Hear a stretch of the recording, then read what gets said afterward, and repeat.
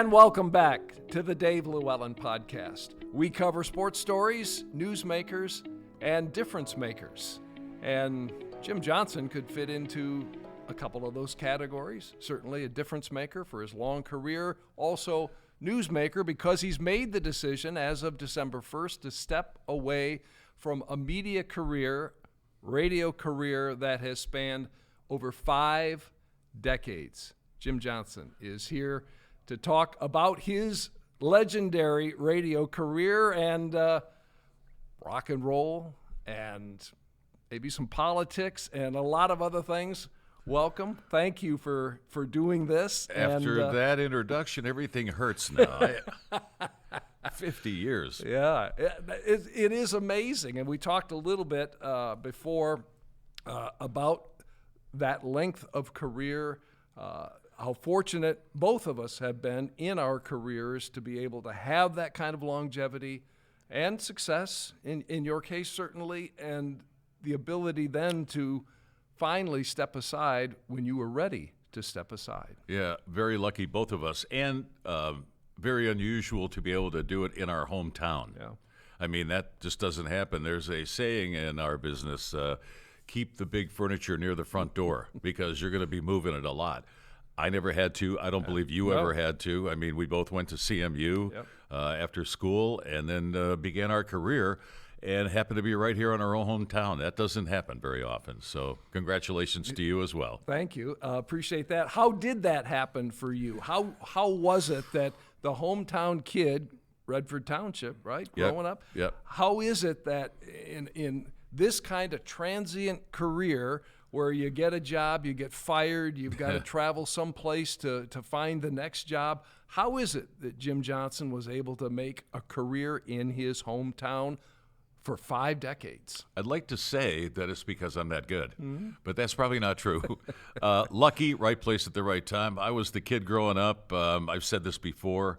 My parents would send me to bed, and I'd have my little Zenith transistor and a little cord in my ear, listening to CKLW and then later WKNR. And at night, sometimes I'd be able to get WLS in Chicago across the lake kind of thing, right? And I just loved everything about it. And, you know, when I grew up, I'm a bit older than you are, TV was actually kind of a new thing, believe it or not. So I was fascinated with broadcasting in general, radio in particular, because I like the music. The weird thing is, I can't sing a note. I can't play an instrument. I have no musical inclination whatsoever, but I love listening to it. So I went to college, as you know. The idea was to play football at CMU. Luckily for me, CMU also is probably, if not the best broadcast school in the country, certainly one of, and certainly the best in the Midwest. So I got kind of lucky there. Yeah, the opportunity to experiment, right? To get involved, get your hands on equipment and actually do the thing that you're passionate about at that early age. The opportunity was incredible certainly for you. It was as it was for me. It was, but it actually preceded CMU a little bit. My first year, I played football for 3 years there and had 3 knee surgeries, so they medically retired me. But at the end of my freshman year, I came back to Detroit. Hadn't been involved in radio there because, when you play football, it's year-round proposition, daily. I looked around Detroit for any possible job I could get in radio or TV. I went to Windsor. I went to Flint. I went everywhere. Finally, this guy calls me back from WEXL, which was a country... Bad Axe, Michigan. No, right here in Detroit. Oh, it was? Okay. Yeah. WEXL, a country gospel station. And he said, okay. He said, I got 1 shift a week for you. I said, okay, what do you got? And he goes, well, it's 3 o'clock in the afternoon on Sunday until midnight. And what you're going to have to do is rack up, at the time, tape machines were from the floor to the ceiling big, and these giant reels of tape. And I'd have to rack up these tapes, and they'd be sermons from various churches and other religious organizations locally and apart from Detroit. And then there'd be a preacher and his wife and kids who would come in with their guitars, and they'd do gospel folk music in studio, and I had to engineer that. And every once in a while, I'd have to play a couple of carts with a jingle, and maybe every once in a while open the mic and give the current temperature or the time or whatever the case was. 9 hours of this, and he goes, there's a lot of time that you're going to have downtime. And he said, you'll be the only one in the building. I understand this is your first experience of ever seeing the station. The place is yours, carte blanche. Teach yourself anything you want. Wow. Hands on all the equipment. Do whatever you want. If you want to learn about radio, this is your opportunity. There's no instructors here, but you can figure it out yourself. It ain't that hard. Yeah. And so I did. I got lucky. And then when I did go back to CMU and went to the campus radio station, and they said, well, you got the experience? And I said, well, matter of fact, yeah, I got a little bit. And all of a sudden, I'm their new best friend and rose through the ranks pretty quickly based on that. And by the way, one piece of irony, that radio station in Detroit, WEXL on Woodward Heights Avenue in Ferndale, is the same radio station that I walked back into that was WOMC, where I finished my career. And we moved out of that building probably 7 or 8 years ago, but the stick is still there. Is it? So the very first stick my voice ever came out of was the same stick that my last show came out of. Amazing. Crazy irony. And look at all of what happened in between. A lot of water under the the bridge. beginning and the end. Yes. All right, so CMU, and then you're done at CMU, and the first I'm aware of Jim Johnson is W4. Yeah, not quite that quickly, because when I had my final surgery after my junior year, when you're an athlete and you're getting a scholarship and you're not participating, they don't like you very much. So I had an opportunity to get a full-time job in Lansing during my senior year.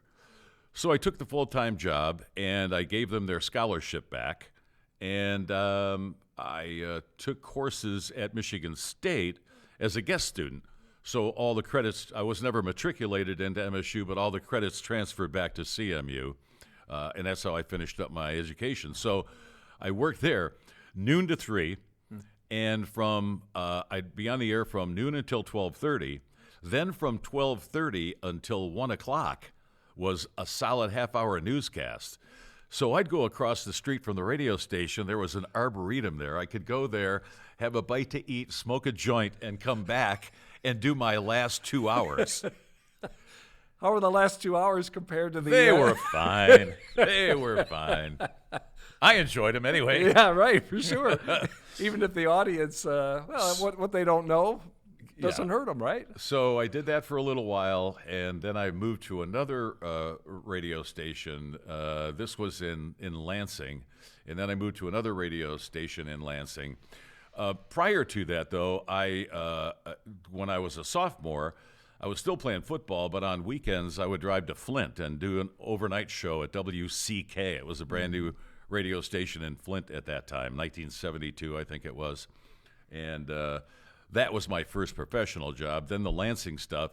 And then the thing I found about Lansing is, and maybe I'm wrong, don't get mad if you're from Lansing, I felt like everything was like mediocre, and they didn't care. There was no ambition there to try new things or to go above and beyond. They were happy with the status quo, and I was just getting started. I was hungry. I wanted to get up and go. Yeah, you were clearly already demonstrating that you had the passion and the desire for more than that. Yeah. So I decided to leave there on my own accord and head down to Detroit and keep my fingers crossed, and boom, it was like 2 days, and I got a part-time job at W4 doing weekends and summer relief, they called it back in those days. When somebody went on vacation, they had to have somebody to come in and do it. So I did that, and that was all summer.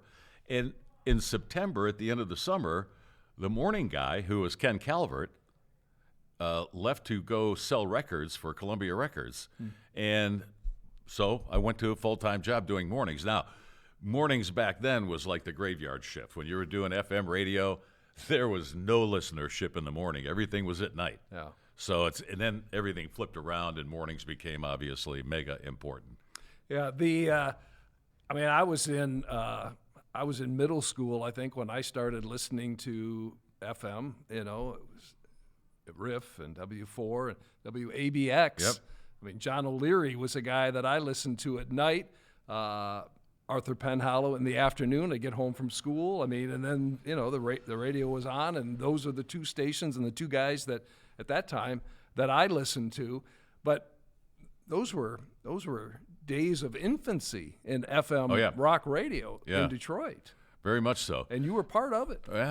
Very lucky. Right time, right place. That's the story of my career.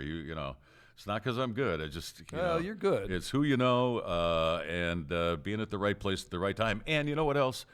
And this would be advice for anybody, especially younger people, who be a good employee. Be there. If they want something, raise your hand. Be the first one to say, I'll do that. Even if you don't know how to do it, figure it out and be that guy. And I was that guy. I'll do it. I don't care. So W4 for years, and then eventually to WRIF. Correct. We were at. I was at W4 from 1975 to 1979. Then my partner George Beyer and I went to RIF. In 1979, we were there till 86. And then we went to Wheels from 86 to 92. And then I was at CSX after that from 92 to like 2008. Yeah. And then on to OMC for my last 13 years. Yeah. Incredible. Lucky. Lucky, yeah, but incredible too. A lot of stories along the way, I'm sure. Yeah.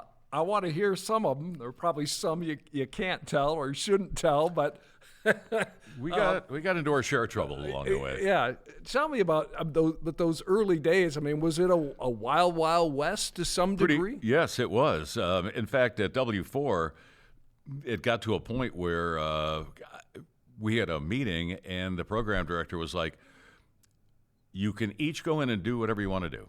Do your own show." So our morning show and midday show and afternoon show and night show sounded like 4 different radio stations, and that was the problem. Yeah. But it was fun, and it was fun for us to listen to, and it was, he looked at it like, okay, you guys are like artists, okay, so go craft your art with the music that we play. And there was a wide latitude of stuff, so we'd play everything from rock to jazz to blues, the whole 9 yards.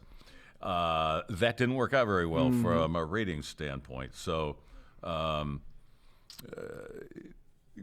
then finally we got a consultant in. His name was Lee Abrams, and he's a whiz kid. He's the guy that actually put XYZ FM on the map. He was the one responsible for RIF being born back in the old days, and I think he was only 16 years old at the time. Wow. He was one of those guys. So he came in and revamped the whole thing. And at the time, we were doing so poorly that our program director got fired, and our station manager pulled me, another guy on the staff named Mark Addy. I don't know if you are familiar with Mark. Yeah. And Steve Dahl, who we had just hired to do mornings.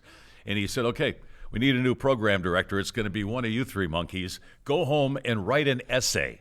I want a term paper on why you deserve to be the next program director. Well, my term paper was better than the others, so I became the program director. But and it looked better than it really was, because I wrote on the coattails of our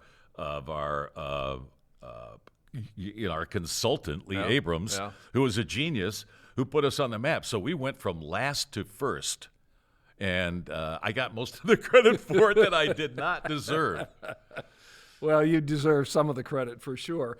But those had to be incredibly fun days, though, from the standpoint that you're young and you're doing something that you love, and you've got this, for the most part, creative freedom to make mistakes and to learn and to do. And it's rock and roll music. Yeah, that's exactly right. And brand new rock and roll music, right? Because it was a whole new thing back then. Yeah. But I will tell you what made it the most fun. And Jerry Lubin, who I worked with at W4, another old jock from AVX and W4, and Jerry Goodwin, kind of mentors, and Dan Carlisle. And when I was at W4, it was in an old Victorian home on Jefferson Avenue downtown. And that place was magnificent. And those guys identified it. They all explained to me at one point or another that the magic in that place was something they called the love in the walls of the building. And it was true. I mean, that place was magical. And the other thing about that is we were all so young. We didn't have families. Most of us didn't have wives, maybe girlfriends, but that was okay. And it was more of a community. We did everything together. It's not just that we went to work together. We went to concerts together. We went out to dinner together. We went to bars. We hang out, That was our group of friends. Now, that's not really any longer the case in our business, but back in those days, it sure was. And that bled through all the way into the RIF days for sure, where we kind of hung out together. We played softball together. We did pretty much everything together. And that feeling of community in the business was really a magical thing. You mentioned going from last to first in the ratings, but clearly you connected with generations of young people as well as the rock and roll, as the whole FM thing took off. Did you sense that? I mean, beyond ratings, did you sense that connection and that, people were coming on board and loving the music and recognizing you guys as personalities on those FM stations too? Yeah, yes, of course. But it was part of a whole cultural shift in the world. I mean, not just here locally, but everywhere. From the advent of the Beatles. I mean, we're only talking about 8 or 9 years after the Beatles. We're in only a handful of years after they disbanded. Right. And all of these new bands, this new wave of music from Britain and locally from here, whether it was Kiss or Aerosmith, these were all brand new concepts. Nobody had ever heard music like this before. No. And then the whole concert scene developed that didn't exist when I was a young man, at least, or a young kid. I don't remember there being concerts when I was a kid. And a concert thing became the whole scene. And it was all part of the same community, whether it was social, cultural issues, music, radio, concerts, bands. They all were woven together into one piece of fabric. So it was part of a larger experience. You got to know some of those acts, certainly. I mean, Seeger, of course, comes to mind here, but Grand Funk Railroad, and there are others too. And you played, you and the others on the radio, the DJs, in those formative years. You played a role in their success as artists as well, and that had to be pretty cool. Very fun, very cool. I've got a couple of gold records at home to show for it. But you know what the interesting thing is? We never really looked at it like that. I never sat down and thought, I'm going to give Bob Seeger a spin here, put a few bucks in his mailbox. I never thought that. It didn't really occur to me. Right. Looking back on it, it does now. I'm sure that, we provided a lot of income for these guys playing their records, but wasn't. Didn't he have a song, Looking Back? Or yes, he did. Imagine that, huh? Yeah. But it was fun. Yeah. And relationships, in some cases, that continue to this day. Yes, of course. Yeah. There's several people. Mark Farner, Grand Funk. Don Brewer, although they're not together anymore, he went on to tour with Seeger as their drummer, have become friendly with him. All the guys in the Seeger band, Alto Breed, who's now deceased, was a good friend. I spent a lot of time with Alto. And a lot of other bands around the country. We had a great relationship with Journey for a while. Wow. When they were young and new.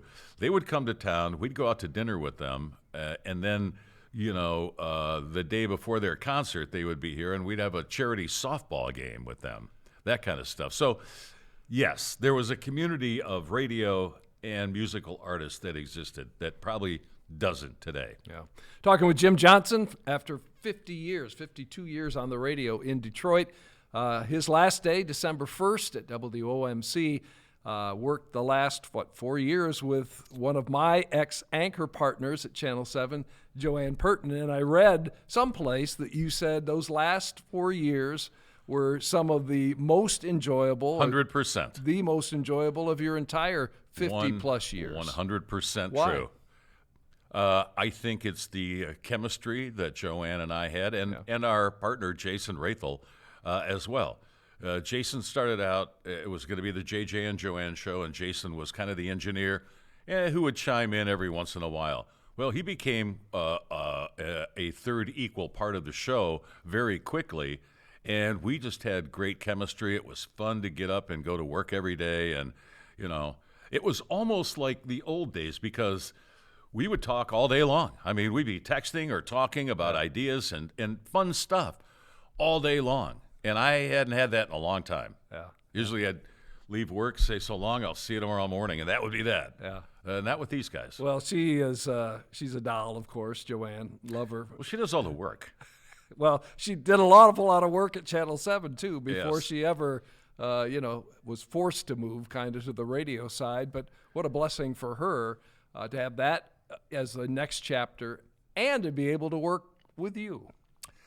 Well, yeah, I would say more than that she was kind of able to follow in her father's footsteps. Yeah. Those are some pretty big footsteps to follow in. And the legacy of the Purton name in broadcasting in Detroit is pretty unbelievable, and we're lucky to have her continue. Yeah. Let's talk about some of those names. You mentioned Joanne, but Dick Purton, obviously, legend in radio in this town, J.P. McCarthy. There are many others. Tom Shannon, in the early days, AM radio as well.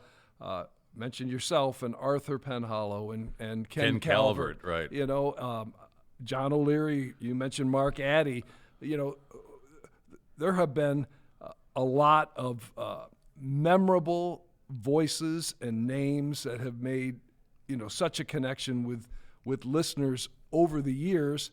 You got to feel pretty special that you're part of that group too. Very lofty company to hang out with. Yeah. Jim Harper comes to mind. Jim Harper. And even still continuing today, guys like Mojo. Yeah.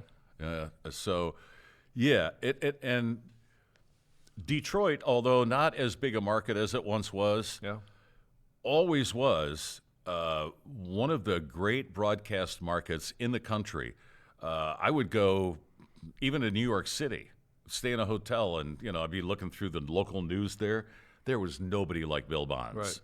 There was nobody like you guys doing it. Detroit somehow was a very special market for broadcasting, TV and radio. And the thing about this market is the audience here, if you are here for a while and they become used to you, they'll crawl over broken glass for you. Yeah. Even if you're not talented, it doesn't matter. But competitive, this market too. I mean, very much. You had to be on your game every morning, right? You guys had to bring it. Yes, but the competitive part was kind of fun. It was not the pressure of bringing your game. It was what kind of guerrilla warfare could you employ to derail your opponents? I mean, and it got so bad at one point that when Howard Stern was simulcast around the country, he'd already left Detroit by then, but was huge, big name, and he was doing a remote somewhere in Cleveland. And I know that someone I worked with after that fact confessed that she had actually taken these huge, bolt cutters and cut the transmission cable of their broadcast to take them off the air. That's the kind of stuff that happened back in those days. But then here's what happened, as you probably know. We were all independently owned pretty much by ma and pa operations, right? So it was one station. Not the big conglomerates that we have today. Well, and how that happened is this, and I only know this because, as I said, I was lucky to become a program director. Well, my second day on the job, my boss comes to me and he says, well, okay, our budgets are due next Friday. And I said, okay, well, good luck with that. And he said, no. I need your budget. I said, my budget? What is that? What do you mean, my budget? I'm 25 years old. Yeah. And he said, well, you your department. I need a budget for every employee, every piece of paper, every paper clip. I need to know how much money you're going to spend next year. Like, you got to be kidding me, right? However, in the process of doing it, and I learned, at the end of the rainbow, I brought my little piece of the puzzle in with everybody else's, so I got to sit in and find out what was going on financially within the radio station. Dave, those stations back in those days were making profit margins of north of 40%, 42, 43% profit margin. No company, nobody does that kind of business. Nowhere. And all of a sudden, that word leaks out, and all of a sudden you get these investment bankers saying, wait a minute, there's a business out there that can generate 40% profit? We're in. And so they started gobbling up all of these stations all over the country. And then the initial, they didn't really care about the business. They weren't invested in radio. They were only interested in the money and the profit. So what they did was they go in and buy a station, would not spend a nickel on it, and then turn around and flip it a year or 2 years later and make gazillions of dollars off the sale of it. And that happened time and time and time. And pretty soon, the station that was worth $4 million here, 6 years later, is now worth $24 million. That kind of thing. And then when you start, and then they relaxed the rules so you could own a bunch more stations. That took away the competitive nature, and that's why the guerrilla warfare stopped, because the morning show you were cutting the transmission line of was working for the same company you were working for, so you had to get along with them. And that sucked. I hated it. Well, you saw a lot of changes over the 50-plus years, for sure. You mentioned Stern, Howard Stern, remains huge to this day on Sirius XM. He's good. How long was he in Detroit? Did you work with him? No. Did you know him while he was here? Yes. We met on occasion. You know, as you know from being in the broadcast business, there are charity events and there are special events where we all come together for whether it's the auto show or whatever the case may be. So I would run into him here and there, and we had a friendly relationship. He wasn't really Howard Stern when he was here, though. That was the thing. He was just kind of beginning his career. We were sort of kings of the castle at that time, and he couldn't really penetrate that. He wasn't here that long. And then they decided ratings weren't doing very well, so they decided to move to a country format. He didn't want to do that, and so he ended up moving, I think it was to Washington, and that's when he started to become what we know as Howard Stern. And Steve Dahl was here for a short time. He was. Made his biggest mark, certainly, in the Chicago market after he left Detroit. That's correct. So, interesting story about Steve Dahl, if you want to hear this. This is what we're here for, the stories. We hired Steve Dahl to do mornings at W4. We took him from ABX. And he worked with my partner, George Beyer, for a while. George worked at a gas station and would phone into the show doing character voices.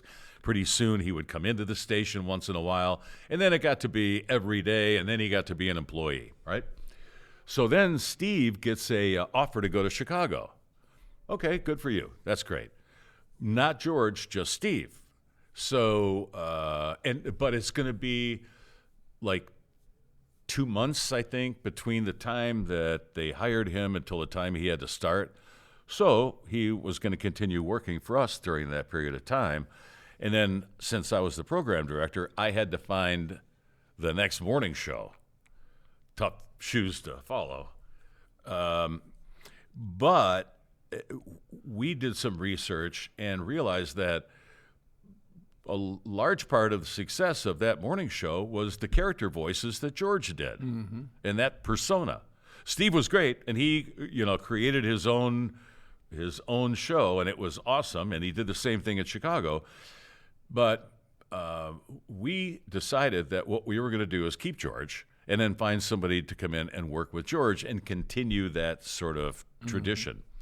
Steve didn't like the idea very much. He felt that he owned George. And I said, okay, are you taking George with you? And he said, no.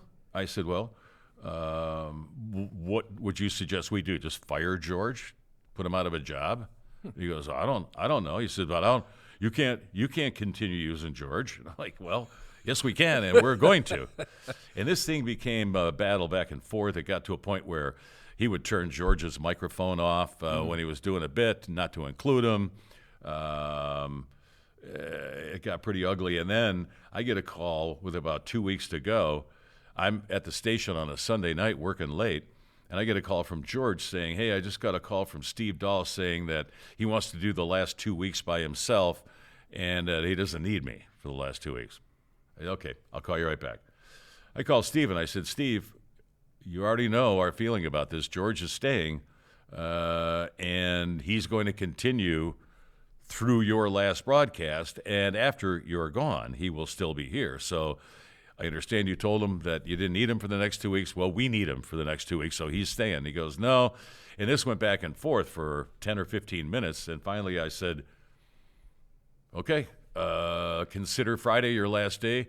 Come in here tomorrow morning, get your shit, and get out of here. You're fired. And that was that. And then I slept on the couch at the radio station that day, or that night, and got up and did the morning show with George the next morning. And the rest is history. Well, we're still looking for that guy to replace Steve Dahl. We haven't found him yet. Well, that guy was you for sure. Just some of, again, the interesting stories that happened over a long career. As you look back, and I saw there was an Our Detroit profile of you where you mentioned, some career highlights, and one of those was going overseas with concerts. So many opportunities along the way, and we'll get to the concerts. But I mean, even like we were invited to Congressman Nolenberg's office for the inauguration of George W. Bush for his first inauguration. We did our show from his congressional office across the street from the Capitol and got all kinds of VIP stuff to be a part of this inauguration. That kind of stuff. We used to, I was invited to, speaking of being friends with Journey, they invited me to fly to Philadelphia. They were doing a show at the football stadium in Philly, opening for the Rolling Stones. So I spent the whole show backstage with those guys for that. Went to Rio de Janeiro for the very first concert event there called Rock in Rio. The very first time they did it, I don't know the year right now off the back of my hand. I don't remember, but 1 million people in an old abandoned Air Force base for a 3 or 4 day festival of concerts, headlined by Santana and a whole bunch of other people. Went on a trip to Lillehammer, Norway for the Olympic Games there. We did our show from there. And then another to, it was ostensibly to see the Rolling Stones, 2 shows, one in Copenhagen, Denmark, and then on to Moscow, Russia. Wow. Well, everything was booked, all set, ready to go, and a couple of days beforehand, we learned that the Rolling Stones had pulled out of the Moscow show because the Russians wanted to pay them in rubles, and they said, no, we don't take rubles. And so the whole trip happened anyway, and we ended up going to Copenhagen. We saw the Stones play there at a soccer stadium. And then from there, by Aeroflot Airlines, by the way, that's a whole other story, to Moscow. And we spent a week in Moscow. Did our show from a Moscow radio station right in the heart of the city that was like time traveling back to the 1930s or 1940s. It was still Cold War time, too. Well, that was. Gorbachev was still, it was nearing the end, though. Okay. But I did get to see it, and it was fun to get a kind of feel for what that's like, to live in a country that's under some political upheaval. And I found that the people of Russia were magnificent. They loved the West. They wanted to emulate what we were doing. They wanted capitalism. They enjoyed every bit of it. They could not have been nicer and more friendly. I've never felt more safe in my life.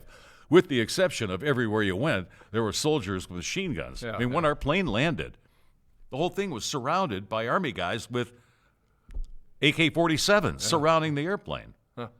And the city itself was kind of a dump. And there, I don't know what people did for food, but we'd go to a local store, like a butcher, and they had like a chicken and a piece of ham hanging from the ceiling on a string, and that was about it. Shelves were bare. Wow. Terrible. Yeah.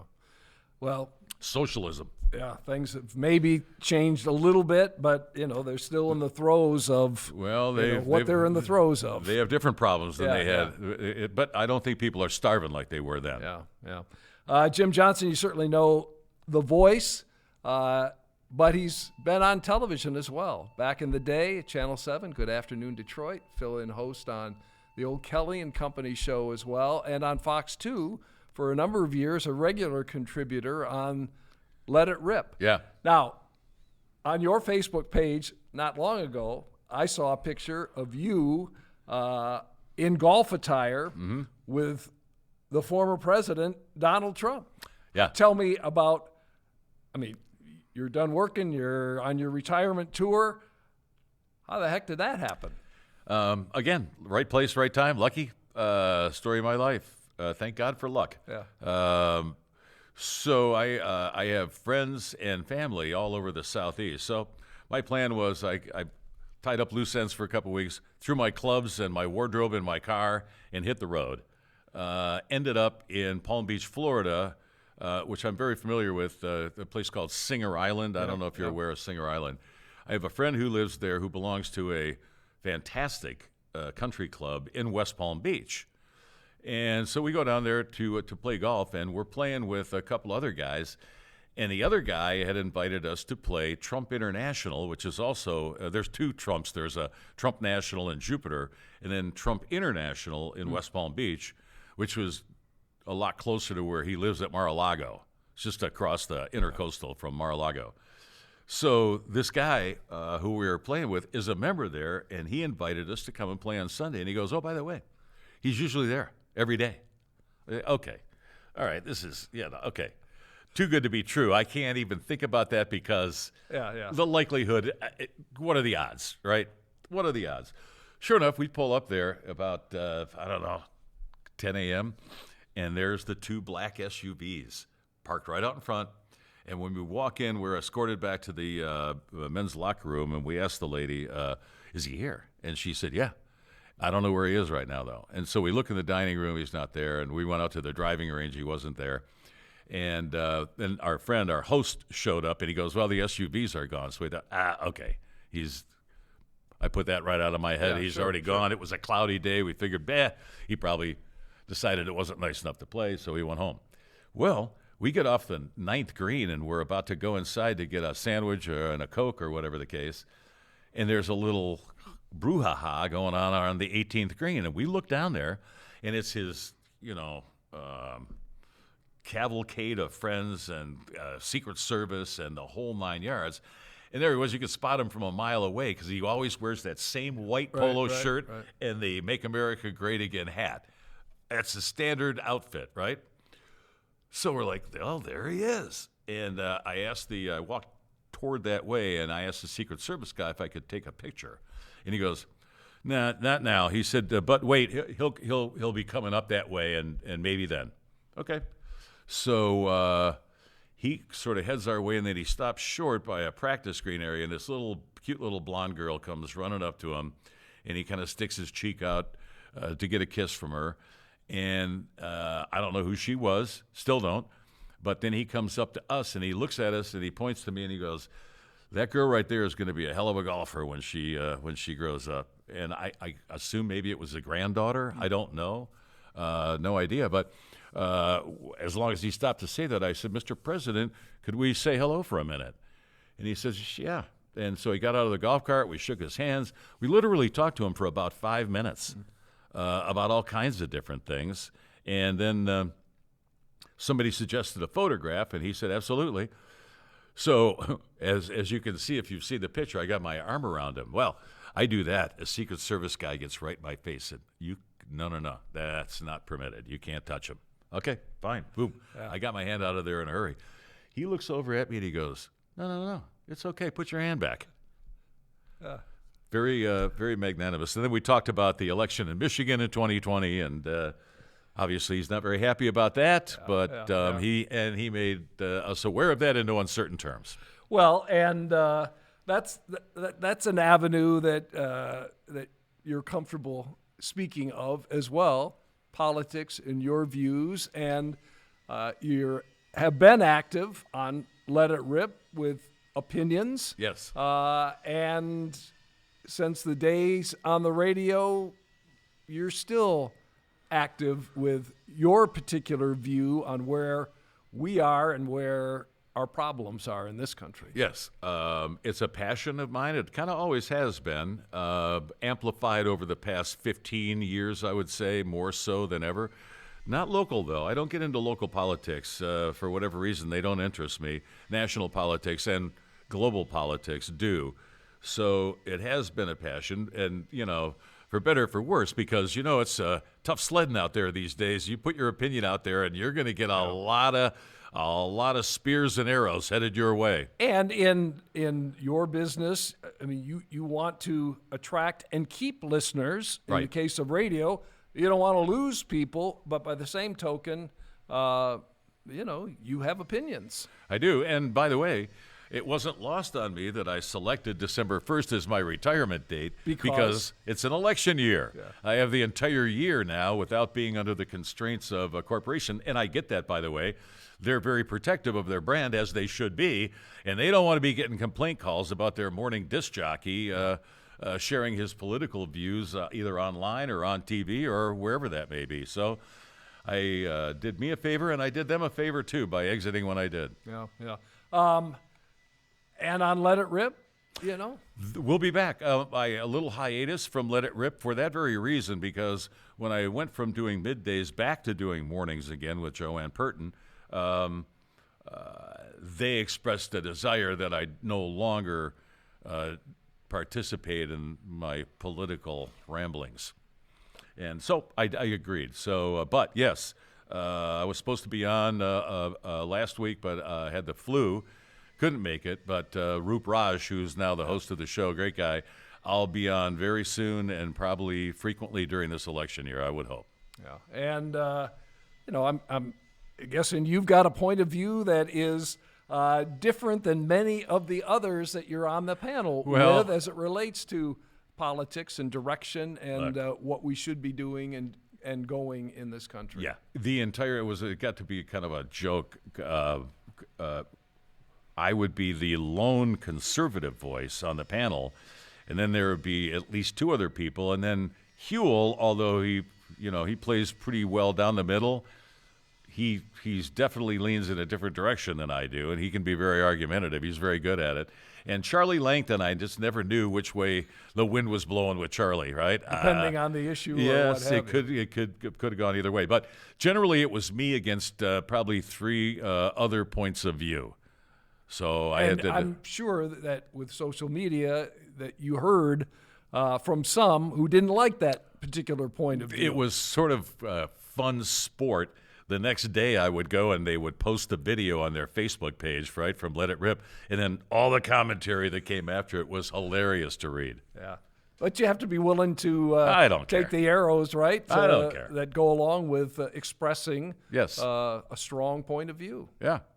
I don't mind. I mean, I knew what I was signing up for, and it's fine. Yeah. I'm that passionate because I think things need to change. And if I can be an instrument of change in any tiny, teeny way, I'm going to do it. How so? From you want to start getting into politics in this podcast? Well, maybe we can put a toe in the water.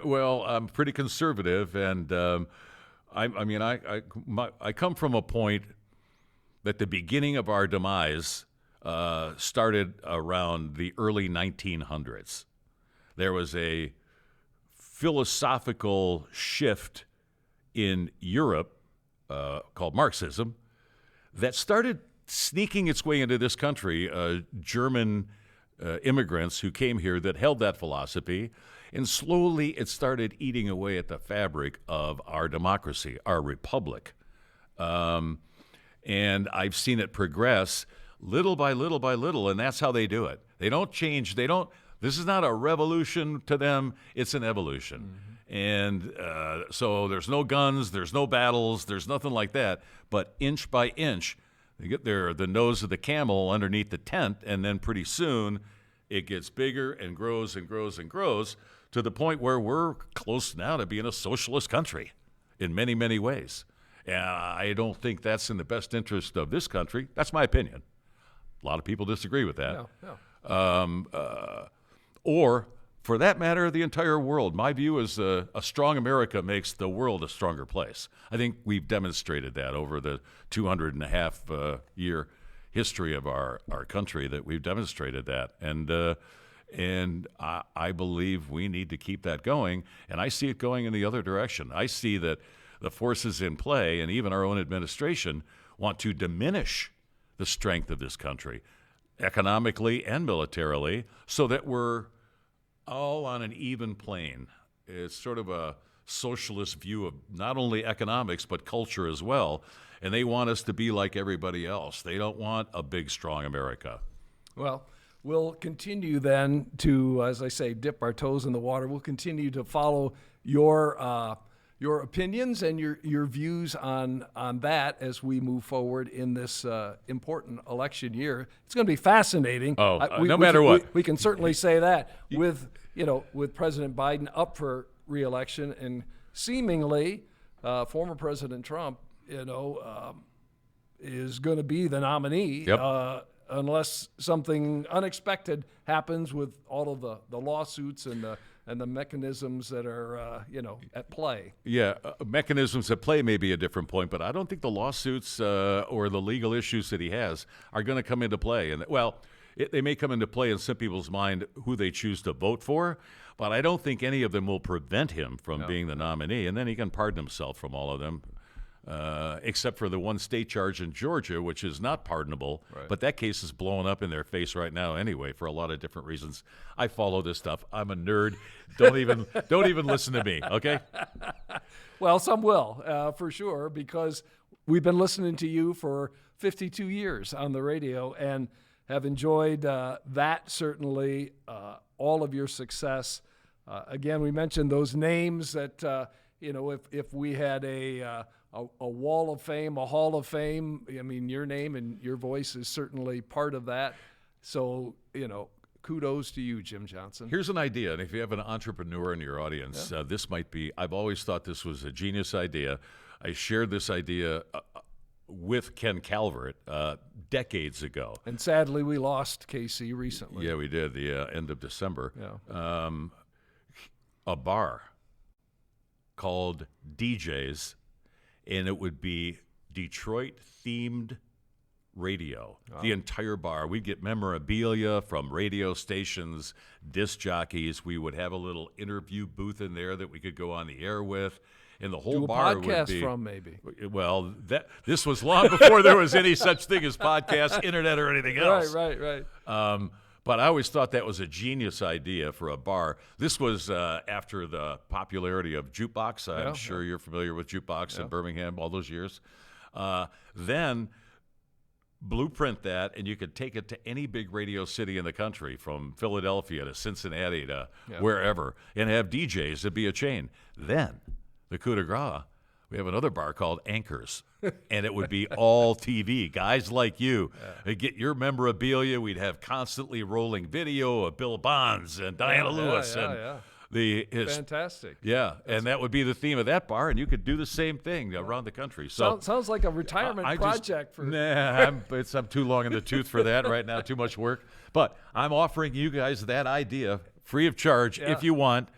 Take the idea and run with it. I think you could make a lot of money doing it. And what a fun place it would be to hang out in downtown Detroit, as an example, and spend time. And the idea would be then to, when bands like Journey or whoever came to town, you'd bring them into the bar for an interview, and then that would really put you on the map. Yeah, fantastic. Thank you for the time. Thank you for having me. For the years of service, for the laughs, for the great music and everything else that you have been a part of, helping to make this town, the special place that it is. And I truly believe that. And radio's played a big role in that, in my view. This place was always a special place long before I happened upon it. If I helped keep that going, all the better. But it's always been a special place, and we could see that over this past football season. As much misery and despair as we have suffered for the past 57 years or whatever it's been here, 67 years. Yeah. To see this town come together in one season under one guy who gets us, he's like one of us. It just shows what this city is all about. And I think even though we lost that game to San Francisco, the world saw a different Detroit, both on the football field and off the football field. And they're going to see it again when we host the draft in the spring. Which is going to be massive. Massive. Yeah. Biggest event probably in the city's history. Yeah, looking forward to it very much. Thank you. Davey, thank you. Enjoy retirement Yes. and all that comes with it because, my friend, you have earned it. Well, I don't know about that, but I'm going to try to enjoy it. But it's only been a couple of months, and I'm already wondering, what the hell am I going to do tomorrow? I have no idea what I'm doing tomorrow. Thank God I had this to do today. Yeah. It's the only reason I got a shower. I haven't had a shower in 6 weeks. Well, we'll bring you back. No, I did this morning, though. We'll bring you back as well. All right, good. Jim, thank you. Jim Johnson joining us on the Dave LewAllen podcast. Good times, for sure, with more to come. Our thanks to producer, director Josh Bowens for all of his work. And we'll see you next time. Stay safe. Be kind. Good night.